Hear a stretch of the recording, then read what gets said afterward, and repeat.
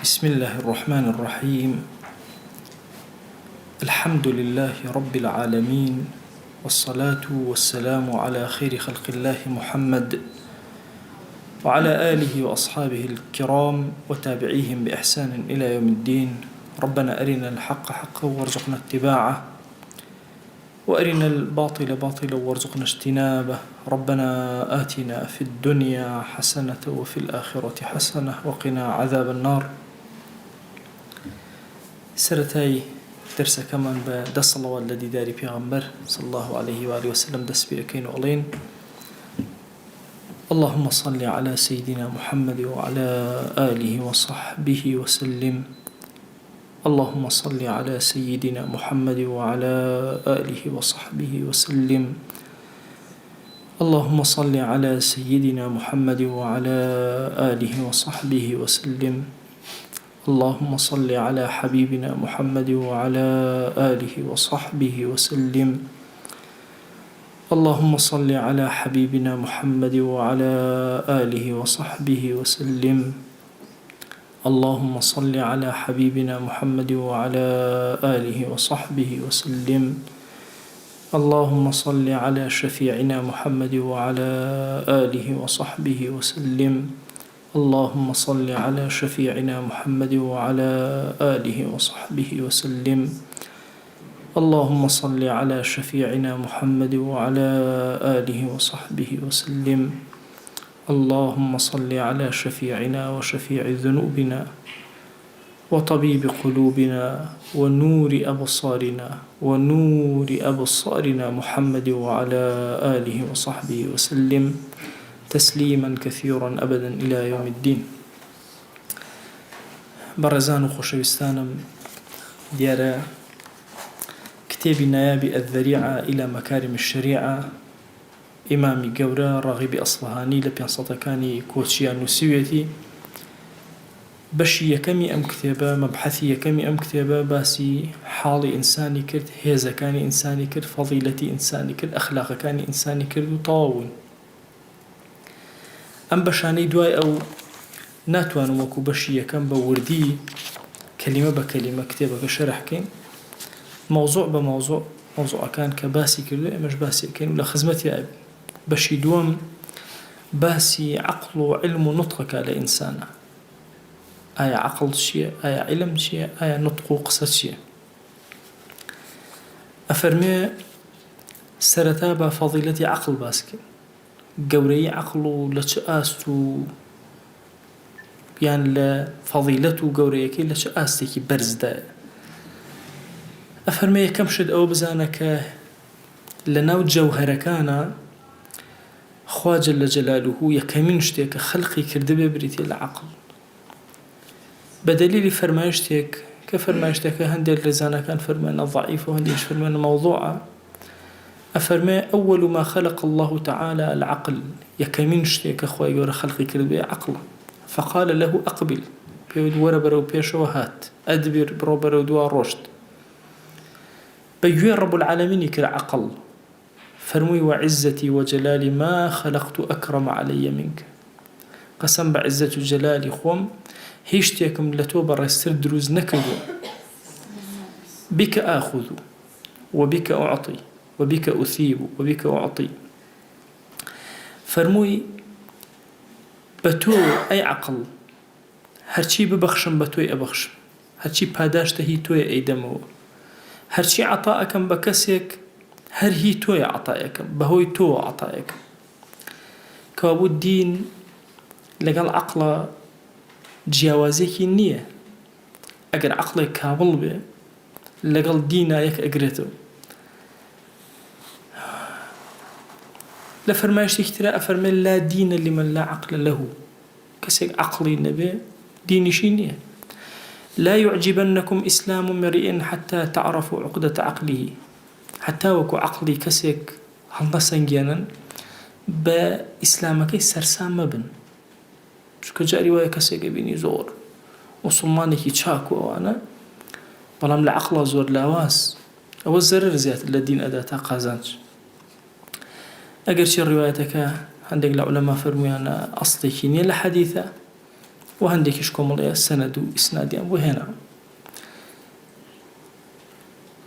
ئەگەر بێت و عەقڵ نەبێ ئینسان تەزکیەی نەفسی خۆی پێ ناکرێ.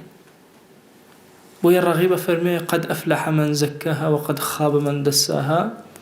ئەو کەسەی کە خۆشبەخت کێیە؟ ئەو کەسەیە کە تەزکیەی نەفسی کردووە. فەرمێ عەقڵ ئەمری کردووە بە تەزکیەی نەفس. كاتي رب العالمين فرمي الله نور السماوات والأرض. فرمينا يعني الله منور السماوات والأرض. خواهي قولا أسمان كانوا زبير روشن كردوتوا بچي روشني كردوتوا. أفرون بعقل روشني كردوتوا. شكو عقل أتوانا بچت أسمان كان وأتوانا لزوي شاكارك. عقل أتوانا تنويري سر زبيبك. أتوانا تنويري أسمان كان بك وجمالي كان بدات. عقل زۆر فەضائیل و گەورەی باس کراوە. ئەبێ ئێمە بزانین کە عقل دوو بەشە. عقلێکمان پێوتە عقلی غەریزی. خوای گەورە هەموو ئینسانێک بەشە عقلێکی داوەتێ. چۆن هەموو حیواناتێک بەشە عقلێکیە، هەموو ئینسانێکیش بەشە عقلێکیە. طبعا ئەمەی کە ئەڵێن بەشە عقلێک بۆ حیوانات لەوە ئەچێ زۆر مناسب نەبێ، بڵێن سەلیقە جوانترە. خوای گەورە سەلیقەیەکی بەوان داوە و ئینسانیش بەشە عقلێکی پێ دراوە. ئەم بەشە عقلێکە بە ئینسان دراوە حتا ئەگەر دیقەتتان دابێ شێتێک هەموو تەسەڕوفاتەکانی هی بێعقلەکان نین. بڕێ تەسەڕوفاتی ژیرانەی هەیە، ئەوە عقلی غەریزیە لەوە، خۆ کەسبی نەکردو. بڵێن پایە کردبێ و نا. مامۆستای خاڵ لە کتێبی ناڵەی دەروونە بابەتێکی نووسیوە بە ناوی شێتی ژیران و ژیری شێتان. جاروێ کابرا ژیرە ئیشێکی شێتانە ئەکە، شێتە ئیشی ژیرانە ئەکە. لە صیفەت الصەفوە بابەتێکەیە بە ناوی وجد المەجانین.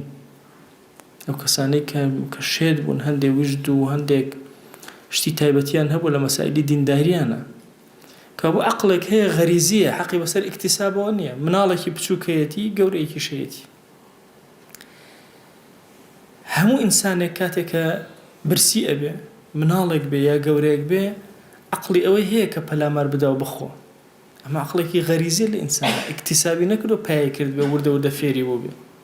هەر لە مناڵی لەدایک ئەبێ یەکەمین شت هاواری چیەکە؟ شیرەکات و گریانی بۆ ئەوە کە بۆ عەقڵێکی غەریزی هەیە لە ئینسانەکانە هەر هەمویانە.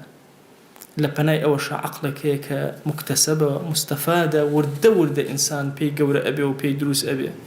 ئیمامی عەلی ئەفەرمێ دوو عەقڵ هەیە، عەقڵێک مەطبوعە، عەقڵێک مەسموعە.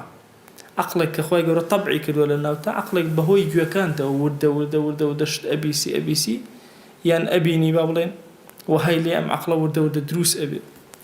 ئەفەرمێ عەقڵی مەسموع هیچ ئیسفادەیەکی نییە ئەگەر خوا مەطبوعی نەکردبێت لە ئەساسی ئینسانە. ئەگەر خەریتەی عەقڵەکە لە دڵی ئینسانە نەبێ هیچ زیاد ناکە، لە یەک ئاستا ئەوەستێ. هەر یەکە لە ئینسانەکان ڕاغیب ئەفەرمێ ئەیانەوێ بەرەولای خوا بڕۆن، هەر یەکە بە شتێک. ئەڵێ زۆرن لە ئەهلی ئەبرار و خواناسی و چاکەکاری، هەر یەکەیان دەرگایەکی گرتووە بەرەولای خوا ئەڕوا. ئەڵێ ئەی عەبد تۆ دەرگای عەقڵ بگرە. دەرگای عەقڵ باشترین دەرگایەکە کە لە خوات نزیکە کاتەوە. بۆیە ئینسان کاتێک کە تەفەکوڕ ئەکات لە ئایەتێکی کەونی، مەسەڵەن گوڵێک ئەبینێ سەرنجی ڕائەکێشێ، جەماڵی ئەم گوڵە جەماڵی خۆی پیشان ئەدا، کە لە بەرامبەر گوڵێکە ئەوەستێ و تێ ئەفکرێ و تێ ڕائەمێنێ، لەوە ئەچێ لە شەو نوێژەکەی باشتر بێ کاتێکەوە لە حوزوری خۆی ئەمێنێتەوە. ئەویش دەرگایەکە لە دەرەکان بەرەو لای خوا چوون، بۆ چونکە تەفەکوڕ لە ئیسلامە زۆر گرنگی پێدراوە. پێغەمبەر صلی الله علیه و آله وسلم هەندێک ئاەتەکانی قورئان فەرمووی وەیل بۆ ئەو کەسێ ئەم ئاەتە خوێنەوە بیری لێ ناکاتەوە، تەفەکوری ناکات، تەعەقولی ناکات. بۆیە تەفەکوڕ عیبادەتێکی زۆر گەورەیە، هەمووشی بەهۆی عەقڵی ئینسانەوە ئەکرێ. ئینسان یەکێک لە هێزە گەورەکان کە پێشتر باسمان کردو کە خوا پێی عەتا کردووە لە نیعمەتە گەورەکان عەقڵە.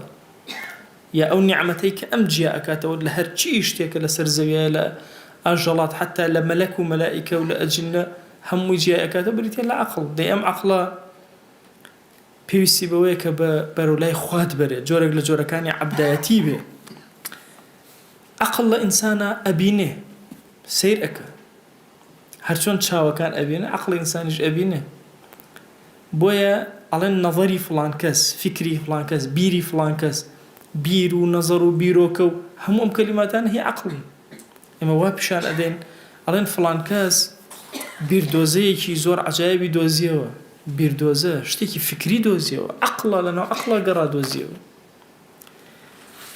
ئەفەرمێ لە قورئانە وتەراهم ينظرون وهم لا يبصرون. ئاوا سێریانەکەی ينظرون وهم لا يبصرون. باشە شت نابینن بەڵام ئەها ينظرون نەظەری دڵیان هەیە، نەظەری عەقڵیان هەیە، ئەبینن شت ئەبینن. ما كذب الفؤاد ما رأى. هەندێک جار تەصدیق لە نێوانە ڕوئەدا ئەوەی بە ئاشکرا ئەبینی لەگەڵ نەظەری ڕۆحیتە یا نەظەری دڵتە نەظەری عەقڵتە یەکە گرێتەوە. فإنها لا تعمى الأبصار ولكن تعمى القلوب التي في الصدور. كأنما تشاوي كتير ليرا هي كويرة به. وابن عباس رضي الله رحمة خواه لبه كاتك بيانو دوتيان كوير بوي فرموي كويريكي من كوير بوم إنا نصاب في أبصارنا. بني هاشم طبيعة من أوايا هوما لا أخير عمر مانا كوير بين اشتيك برشاو مانا كوير بلام وأنتم تصابون في بصائركم. لقال الله ما تشاومان كوير بين لسروا النابينين بلام بصيرت من هي لأنه ودل من عقل من أبينه بس إيه وبعكسه شاوي سروتان جوان أبينه بلام بصائرنا ودلتان كوير وكر. أفرمي الذين كانت أعينهم في غطاء عن ذكري أو أعين بتشاو لقنادة شكو باسي ذكرى أو أنا تشاو كان كوير لأس ذكري منا نك أم تشاو لأستي ذكرى يعني عقليا كوير لأستي ذكري منو يادي منا بويا عقل أكري وسيلة بيت بو بيني نشتانك خلق نايبين. إمام الشافعي لباسي النحوية كان أفرمي النحويون جن الإنس يرون ما لا يراه الناس. الله نحوية كان وكساني كنحو أزان لزمان عربية على الجنوكين وإنسان كان شتاني أبين خلق نايبين. أكري إنساني عابد شتاني ببيني خلق نايبين لزتاني بكا خلق نايكا بوي أوي كتشاوي بصيرته ضلت أيبين وتشاوي عقلت أيبين زور جاوز لوي كتشاوي سرد أيبين دوو کەس پێکەوە میوەیەک بەدەستیانەوە ئەیخۆن یەکێکیان میوەکە ئەبینێ یەکێکیان پێک هاتەی هەموو میوەکە ئەبینێ و خالیقێکی گەورە ئەبینێ لە پشتەوە کە ئەم میوەی دروست کردو ئەمەیان بەسیرەتی ئیشەکە دڵی ڕۆشتنە عەقڵی ڕۆشتنە ئەمەشیان تەنها چاوی سەری ئەبینێ. بۆیە فەرق لە نێوان کافر و ئیماندارە بریتیە لەوەی الكافر ينظر إلى النعم والمؤمن ينظر إلى المنعم. کافر سەری نعمەتەکانەکە سێوەگە بینێ پرتەخاڵێک ئەبینێ گۆشتێک ئەبینێ ئەیخوا ئەمانە ئەبینێ بەس ئیماندار لە هەموو شتێک لەوانەوە لە پشتەوە الله جل جلاله ئەبینێ منعم ئەبینێ. ئەو عەقڵەی کە مکتەسەبە بۆ ئینسان و دەستی ئەهێنێ هەیەتی بۆ کاروباری دنیایەتی هەشتی بۆ کاروباری ئاخرەتێتی. مەسەلەی دنیا لە ئیسلامە خۆ فەرامۆژ نەکراوە. ئەم عەقڵە خۆی گەورە پێیداوی هەر ئەم عەقڵەی ئومەتی ئیسلامی 1000 ساڵ حكم أكل لجيهان وجيهان أبا برب. بويا أم عقل أكري بازرگاني دنياي بيبكي أكري إيشي خوتي بيبكي بجياني خوتي بي تنظيم كي هر يكيك لأيما شتيكي جوان أبينين منظم أبينين هزبة شيرجي كتابة ورقرين أم ميزة زور جوانا بس أقل لجيغاي كي جوانا دان رابي إنسان كاتك إبن اللذتي كي جوان تري لي ورقرين. بويا بيغمري خواه صلى الله عليه وآله وسلم جاري كان مردوي كان أناشت كيلكاني لاربون فرمي كيلكاني الركن أو الرك بعرك يجون فرمان أي بيغمر صلى الله عليه وآله وسلم خو كيلكان أجر ركينه هي سودي هي زري هي بومردوك فرمي لا بس زندوك كان زري هي أجر رك به زر لشاي النادا أجر لار به هش كزلوه سيري لاريك أكا خواريك أبينه بويا إمي أمة شاوكان يا بابلام شاوكاني ظلمان عقل كان من تجارب الدنيا بيكو أكينه والدنيا ماني بيا جوانكين تجارب آخرة ومعارف إلهي شي بي أبينين أولني إيمان دار تنها وتنها بلي والله من لها مشتكى بس خدام بيني إثر من عقل كامل نا والله عقلي مكتسبي كامل أو يك الدنيا يطوى كرد وآخرتي يطوى كرد بوي الراغب أما فكرة كيتي أفرمي عقلي مكتسب دوبشة عقلي كان تجاربي دنيوي هرهم يكو أكاتوا ومعارف دنيا هم يكو أكاتوا عقلي شيان علومي أخروي كو أكاتوا معارف إلهي كو أكاتوا تيه بويا إنساني مسلمان أبي لهردو لاكوا عقلي بيش كوتبه تصور كان لو أتش الرجل للرجان لم هلبجا ژوور نەبوو بێ 6 مەتر و 7 مەتر پان و هەموو ژوورەکان بچووک 2 مەتر 2 مەتر و نیو دیواری ئەستور دیوارمان هەبوو مەترێ بوو بەڵام خوا عەقڵێکی داوە بە ئینسان لە دنیاداریە ئەمڕۆ توانێتی دیوارەکەی بچووکاتەوە ژوورەکەی گەورەکە چۆن لەم دنیاداریە سوودت لە عەقڵەکەت وەرگرتووە لە ئوخراشە عەینەن بە هەمان چەشن سوودی لێ وەرەگری بۆیە فقهی ئیسلامی قەت تەواو نابێ تێگەشتنی ئیسلامی قەت تەواو نابێ بەردەوام لە گەشەیەکی گەورەیە بە هۆکاری چی و لە گەشەی گەورەیە بە هۆکاری ئەوەی عەقڵی عولەمای ئومەت هەمیشە لە جوڵان هەر مەسئلەیەکی تازە لە جیهانە بێتە پێشەوە ئەزان عولەما چەند کتێبی لەسەر ئەنووسن و چی ئەکەن یعنی لەو مدەی پێشەوە دیراسەیەکم کرد چەندین کتێب نووسراوە لەسەر مزاهرە ئایا دروستە یا دروست نییە باشە حکم ئایا لە ئەسڵا بووە یان نەبوو لە زمانی پێغەمبەرە هەبووە صلی الله علیه وسلم یان نەبووە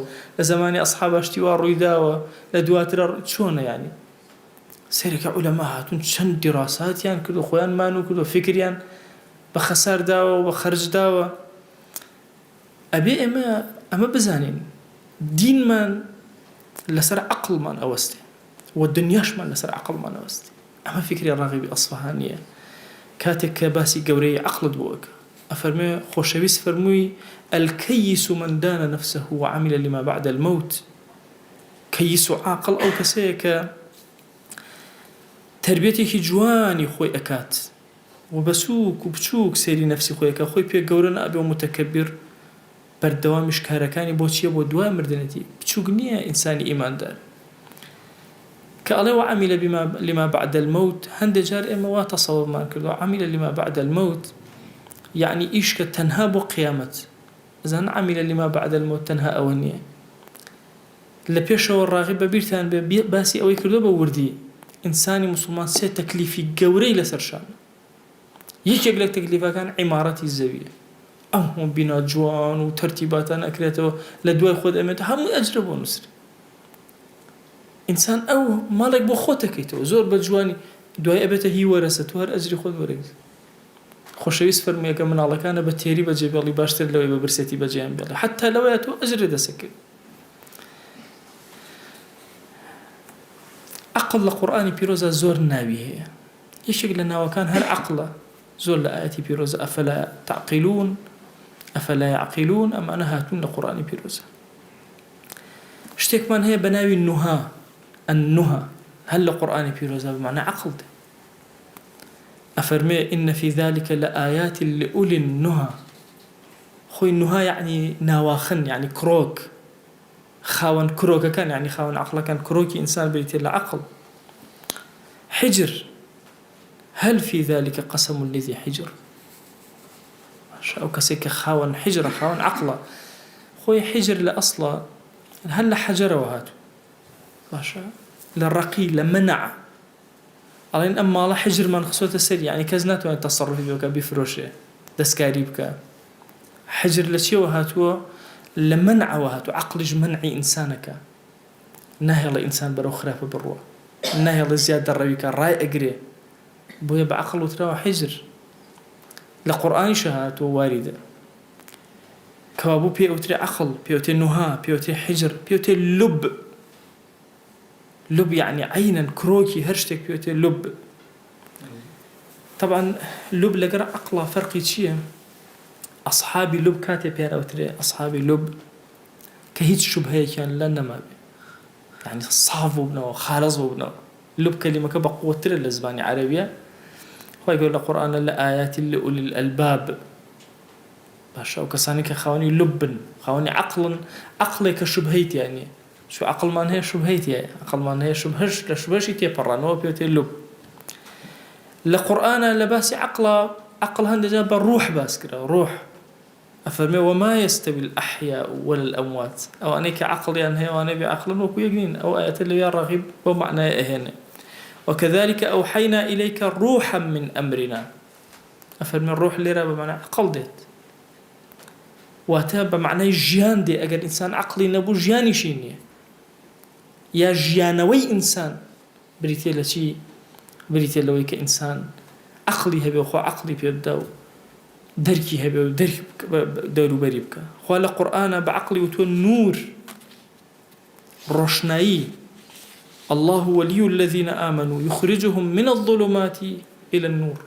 هذه المفسرين فرموا أنا الظلمات يعني غوغاو بعقل كان أي نورسي بريتي العقل وعقل داري بوي إيمان هند جل القرآن سبحان الله لهاوتاي عقلهات لهند آياتي في روزة رب العالمين كباسي عقل من بوأكا لبنايك سر باسي شي من بوأكا باسي إيمان من بوأكا أفرمي إن في ذلكم لآيات لقوم يؤمنون بوي أفرمي راغب والإيمان زبدة العقل والعمل كأنما شون مشكيك يعني أي جني جوان كريكي جاء أبيته أفرمي إيمان أجر عقل إنسان بجني أخيرا إيمان إلى درسي عملي صالح إلى درسي كجوان بالفتبو أوشت بنرخيك لنا وهمو عقلا بلاو وتوبريتي الإيمان يكيك لبروب مزور جورا كان بريتي لشي بريتي لا إيمان كالعقل إنسان ودرسي الله القرآن عقل بقلب وتراوى وزور فضائل قلب باسكراوى بوي أفرمي يوم لا ينفع مال ولا بنون إلا من أتى الله بقلب سليم. أفرمي هذه المفسرين فرمان يعني بعقل سليم. قلب السليم شيء أجر عقلك يا سليم نبي فرمي أنا قلبه بمعنى عقل ده. من خشي الرحمن بالغيب وجاء بقلب منيب فرمي قلب ضل تنقرن قلنا وإنسانا خوا بعقل باسي كده بعقل يجي منيب وقرأه بقرأته ولا إخوة جل جلاله.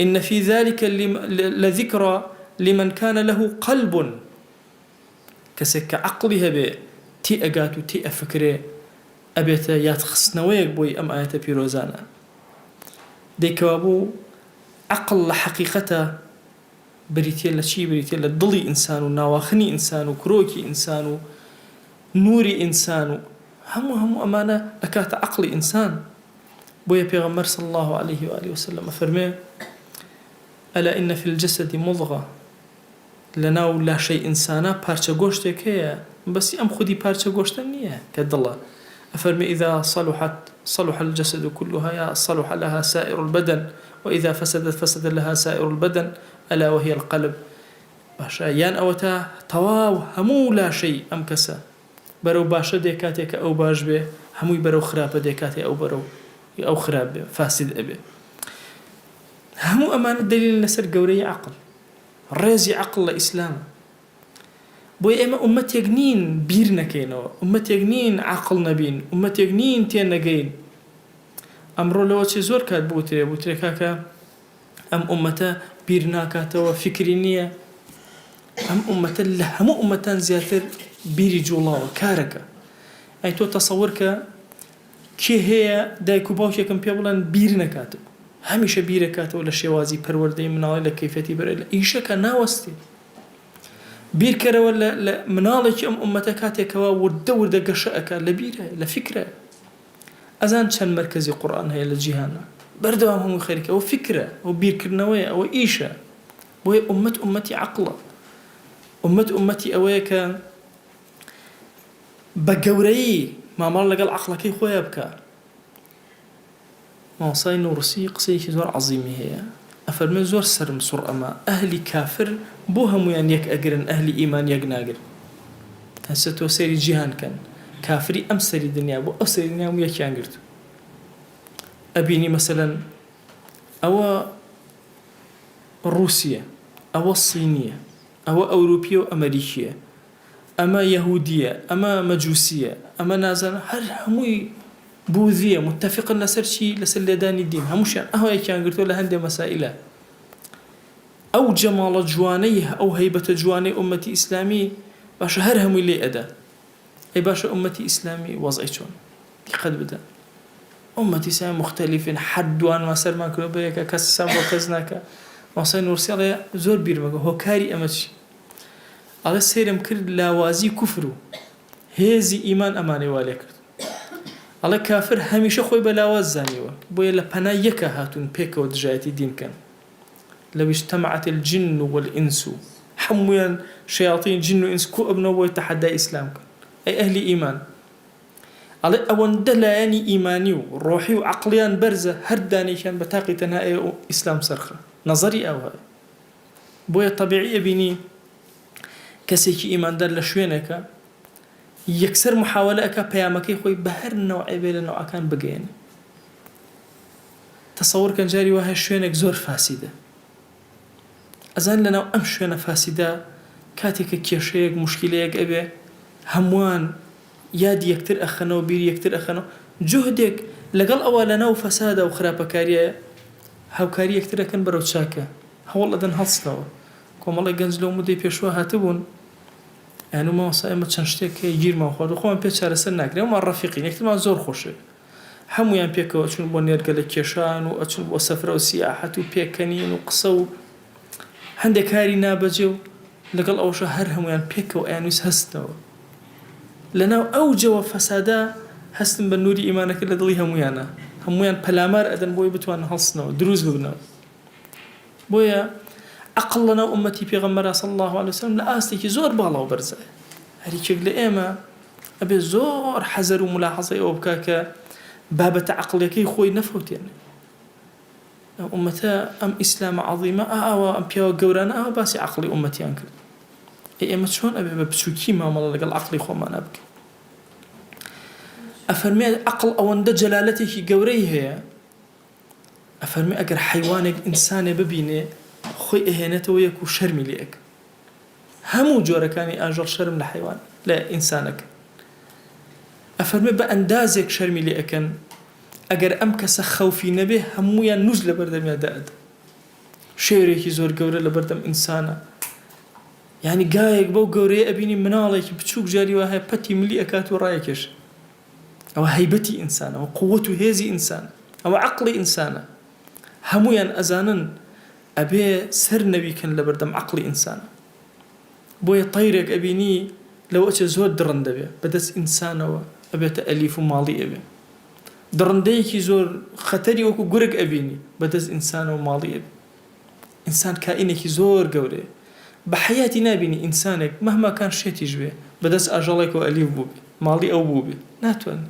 بلا أم إنسان أتوان السيطرة بسر هميانا أو عقليتي وايلي أكا بوشي واسا جلالتي عقل قوري عقليتي أوايلي أكا هميان حشمة وشرم كان لبران بريا فرمي حتى إنسان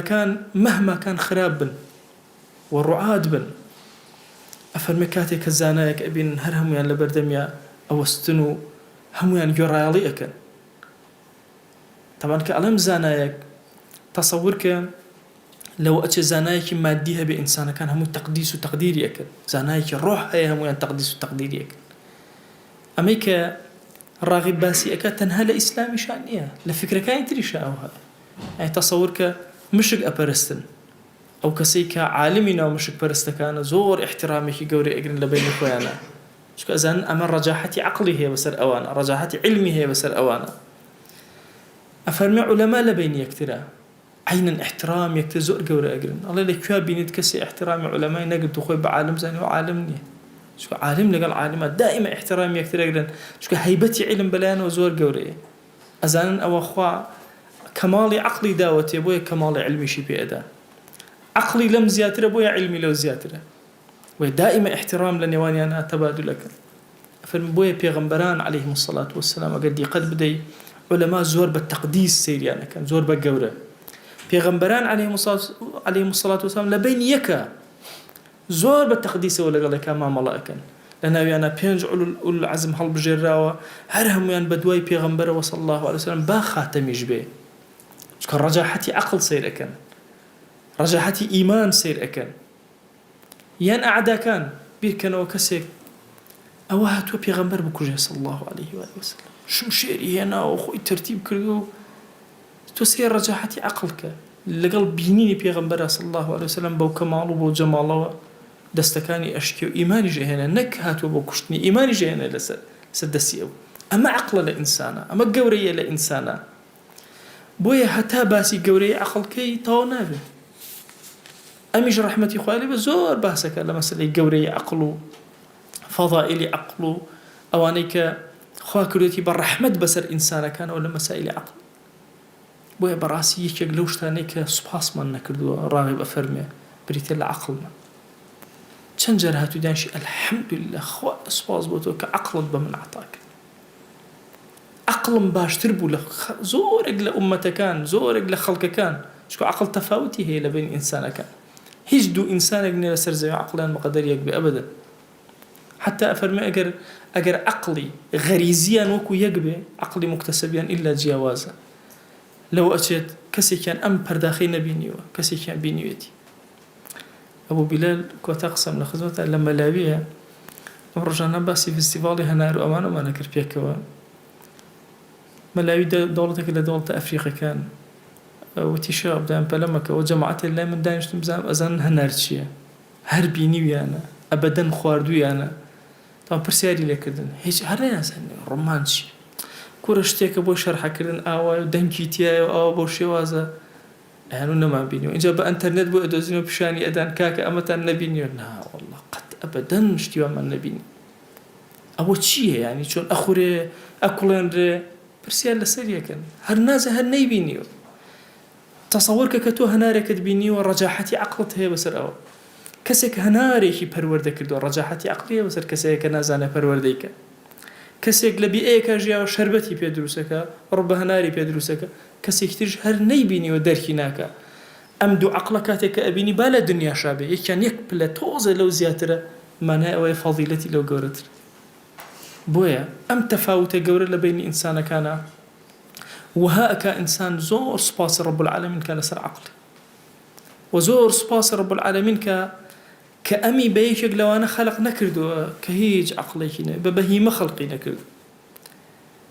ئەفەرموون یەکێک لەو نیعمەتە زۆر گەورانەی کە لە ڕۆژی قیامەتە بەسەر ئینسانە ئیماندارەکانەوە ئەو عەبدایەتیانەی کە کردوویەتی وەخۆی حساب و ئەژماری نەکردووە، عەبدایەتی عەقڵیەتی. بعقل زۆر عەبدایەتیمان کردو هەستمان پێ نەکردو. ئەحصاه الله وەنەسوه. ئێمە خۆمان لە بیرمان چۆتە بەس خواگیان هەمووی نووسیوە. جاری وا هەیە بە عەقڵمان نەخۆشێکمان بینیوە، عەقڵمان هەستی بەمە کردووە ئەو خاوەنی فڵانە نیعمەت نی، ئێمە خاوەنی نی، سوپاسی خوامان کردو. ئەجر لەسەر سوپاسەکە وەرەگری، ئەجر لەسەر بیرکردنەوەکە عەقڵە وەرەگری. ئەمە گەورەی ئومەتی ئیسلامی لەسەر هەموو بیرکردنەوەی کە بە زیهن تا دێ تۆ ئەجر و پاداشتی لەسەر وەرەگری. خوای گیان داوات لێ ئەکەین و هانە ئەهێنین بۆ لای تۆ. نیعمەتی تۆ زۆر زۆرە بەسەرمانەوە یا ئیلاهی. بەخوا پەروەردگارە زۆرن ئەو نیعمەتانەی بۆ یەک جاریش لە ژیانە سوپاسمان نەکرد. ئیلاهی هەموو ئەو نیعمەتانەی کە تۆ پێت عەتا کردوین ئێمە توانای ئەژمارکردنیمان نییە. سوپاست ئەکەین لەسەری، شوکرت ئەکەین، حەمدت ئەکەین لەسەری یا رب العالمین. خوای گیان داوات لێ ئەکەین ڕەحمەتی خۆت بەسەرمانە ببارێنە، عەفوی خۆت بەسەرمانە ببارێنە، کەڕەمی خۆت بەسەرمانە ببارێنە، لێمان خۆش بە یا رب العالمین. ئیلاهی گرفتەکانی ژیانمان چارەسەرکە، ئەومان بێ حاڵ و ماڵە ماڵداریکە، ئەومان بێ مناڵە مناڵی پێ عەتاکە، ئەومان بە مناڵە مناڵەکانی ساڵحکە. یا ئیلاهی ئەومان کەم ڕزق ڕزقی حەڵاڵی زیادکە، ئەومان نەخۆشە شیفای بۆ بنێرە، ئەومان دڵی نائارامە ئارامیکە، ئەومان ماڵی نائارامە ئارامیکە. یا ئیلاهی داوات لێ ئەکەین بە ڕەحمەت و بەزەی خۆت بە کەڕەمی خۆت دڵمان دامەزراو کە لەسەر دینەکەت، خوای دامەزراومان کە لەسەر خواناسی، لەسەر تاعەت، لەسەر عەبدایەتی. ئیمانمان سەلامەت کە یا ئەکرەم الئەکرەمین، ئیمانمان سەلامەت کە یا رب العالمین. خوای داوات لێ ئەکەین بە ناوی جوانت بە صیفەتی بەرزە بە ئیسمی عەظەمت هەتا ئەو ساتەی کە لە ژیانە ماوین یا ئیلاهی تۆ خۆ سەرپەرشتی کارەکانمان کە، مەمان دەرە دەستی خۆمان.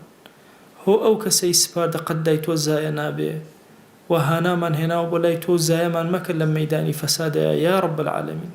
یا ئیلاهی لەم زەمەنی شوبهە و شەهەواتەیە زایەمان مەکە یا رب العالمین. قەت سپاردە لای تۆ زایە نەبووە و ئیمانی خۆمان سپاردەی تۆ کرد، ئەخلاق و ڕەوشتی خۆمان سپاردەی تۆ کرد، عەقیدە و دینی خۆمان سپاردەی تۆ کرد یا رب العالمین. یا ئیلاهی داوات لێ ئەکەین بە بەزەی خۆت لەگەڵمان بجوڵێرەوە، ڕەحممان پێ بکە، لە گوناهی دایک و باوکمان ببوورە، خوای لە گوناهی دایک و باوکمان ببوورە، لە گوناهی برا و خوشەکانمان ببوورە، لە گوناهی خزم و کەسوکارمان ببوورە، لە گوناهی خێزان و هاوسەر و مناڵەکانمان ببوورە، لە گوناهی وەچەکانمان ببوورە تا ڕۆژی قیامەت یا رب العالمین.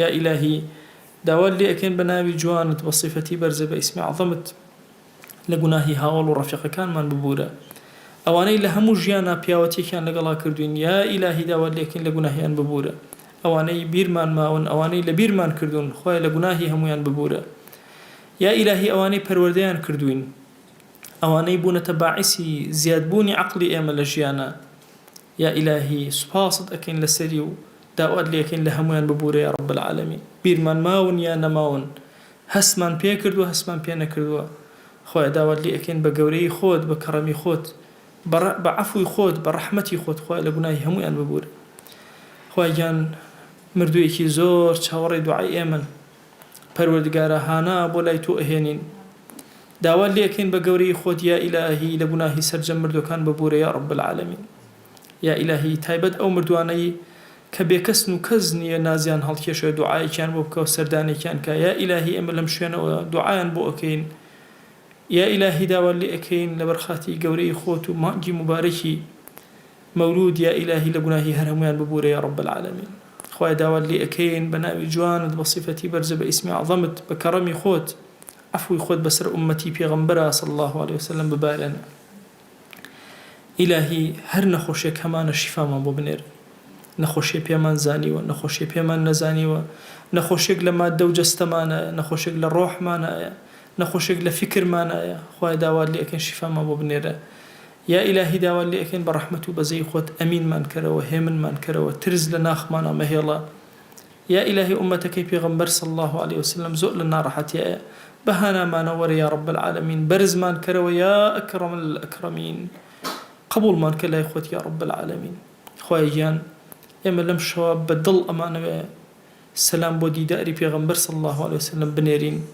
یا ئیلاهی سەلامی دڵی ئێمەی پێ بگەێنە خۆشەویستی دڵی ئێمەی پێ بگەێنە سەڵەواتی خۆت بەسەریا ببارێنە یەک ناومان لە خزمەتیا بێنە یا رب العالمین ئیلاهی سەڵات و سەلامی خۆت بێ پایان چۆن بارانی ڕەحمەتت بەسەرا باراندین ئاوا بەسەر ڕۆحی پێغەمبەر صلی الله عليه وسلم سەڵات و سەلام ببارێنە یا ئەکرەم الئەکرەمین خوای گیان چۆن لە خزمەت ئەم کتێبە کۆت کردینەوە لەسەر خەیر کۆت کردینەوە هاوار ئەهێنین بۆ لای تۆ یا رب العالمین بە بەزەی خۆت بە کەڕەمی خۆت بە ڕەحمەتی خۆت ئەوە لە خزمەتی پێغەمبەر صلی الله عليه وسلم لە بەهشتا کۆمان کەرەوە آمين آمين والحمد لله رب العالمين وصلى الله على سيدنا محمد وعلى آله وصحبه وسلم تسليما كثيرا أبدا إلى يوم الدين ويقول لقناهي من شيء أجبور خالما قبل